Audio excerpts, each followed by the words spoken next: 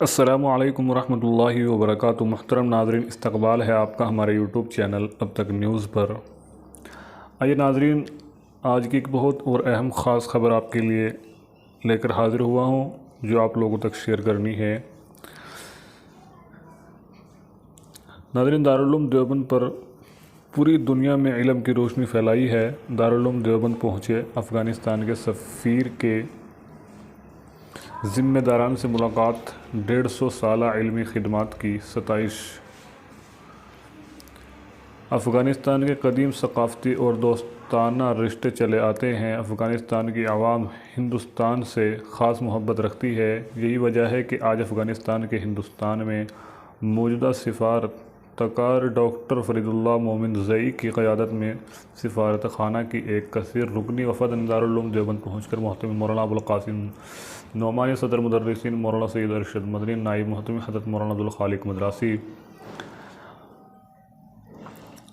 سمیت دیگر ذمہ داران سے ملاقات کی اور دارالعلوم دیوبند کی نصف صدی پر حکمیتی، تعلیمی، اصلاحی، تربیتی اور سماجی خدمات کی بھرپور ستائش کرتے ہوئے کہا ہے کہ پوری دنیا میں دارالعلوم دیوبند اور اس کی فکر ممتاز حیثیت کی حامل ہے۔ اس دوران ذمہ داران نے والہانہ انداز میں مہمانوں کا استقبال کیا۔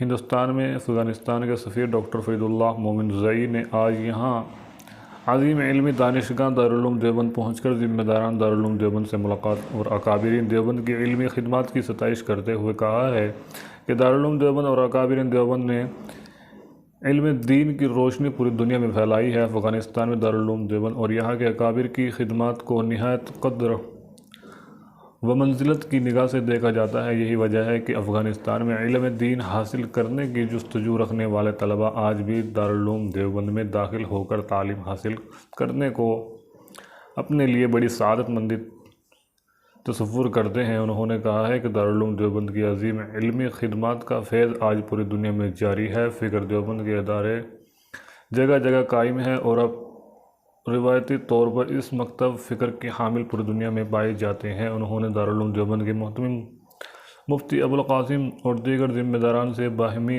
گفتگو کرتے ہوئے کہا کہ ہم نے بچپن سے دارالعلوم دیوبند اور اکابر دیوبند کے متعلق بہت کچھ سنا اور پڑھا تھا اور آج طویل عرصے سے یہاں حاضری کی خواہش تھی۔ متعدد مرتبہ کی کوشش بھی کی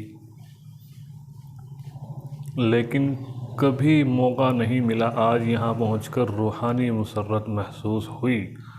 تو ناظرین، یہ تھی آج کی اہم اور خاص خبر جو ہم نے آپ تک شیئر کی ہے۔ تو آپ اس خبر کے تعلق سے کیا اپنی رائے رکھتے ہیں ہمیں کومنٹ کر کے ضرور بتائیں اور اس ویڈیو کو زیادہ سے زیادہ شیئر کریں۔ جزاکم اللہ۔ السلام علیکم ورحمۃ اللہ وبرکاتہ۔